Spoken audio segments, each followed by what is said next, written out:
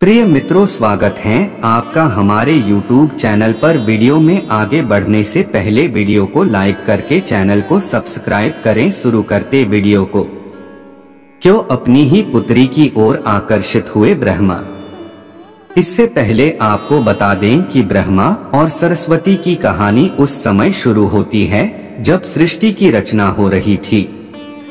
हिंदू ग्रंथ के मुताबिक सृष्टि की रचना ब्रह्मा जी के द्वारा की गई है और इस ब्रह्मांड के पालनकर्ता के रूप में हम भगवान विष्णु को जानते हैं। साथ ही भगवान शंकर को सृष्टि के संधारक के रूप में जानते हैं।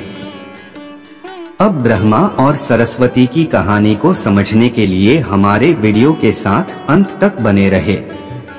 सरस्वती को विद्या की देवी कहा जाता है, लेकिन विद्या की यह देवी बेहद खूबसूरत और आकर्षक थी कि स्वयं ब्रह्मा भी सरस्वती के आकर्षण से खुद को बचाकर नहीं रख पाए और उन्हें अपनी अर्धांगिनी बनाने पर विचार करने लगे।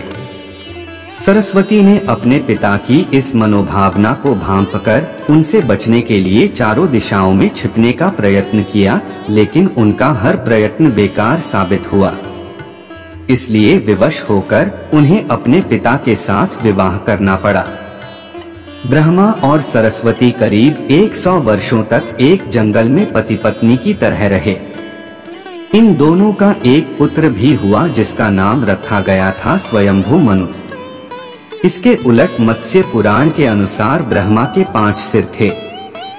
कहा जाता है जब ब्रह्मा ने सृष्टि की रचना की तो वह इस समस्त ब्रह्मांड में अकेले थे। ऐसे में उन्होंने अपने मुख से सरस्वती, सांध्य, ब्राह्मी को उत्पन्न किया। ब्रह्मा अपनी ही बनाई हुई रचना सरस्वती के प्रति आकर्षित होने लगे और लगातार उन पर अपनी दृष्टि डाले रखते थे।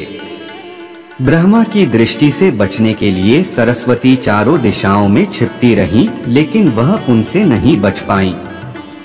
इसलिए सरस्वती आकाश में जाकर छिप गईं, लेकिन अपने 5वें सिर से ब्रह्मा ने उन्हें आकाश में भी खोज निकाला और उनसे सृष्टि की रचना में सहयोग करने का निवेदन किया।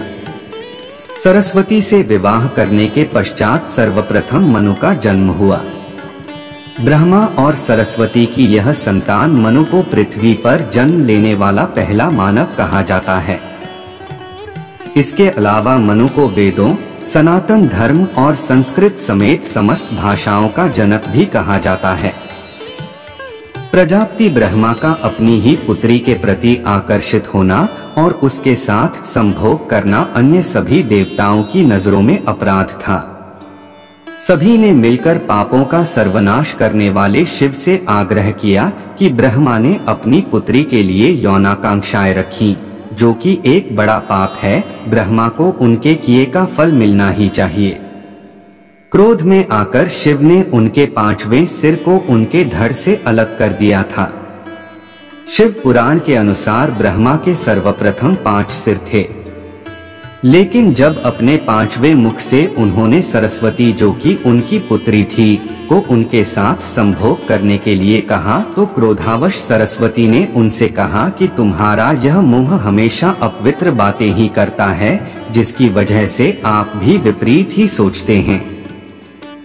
इसी घटना के बाद एक बार भगवान शिव अपनी अर्धांगिनी पार्वती को ढूंढते हुए ब्रह्मा के पास पहुँचे तो 5वें सिर को छोड़कर उनके अन्य सभी मुखों ने उनका अभिवादन किया, जबकि 5वें मुख ने अमंगल आवाजें निकालनी शुरू कर दी। इसी कारणवश क्रोध में आकर शिव ने ब्रह्मा के 5वें सिर को उनके धड़ से अलग कर दिया।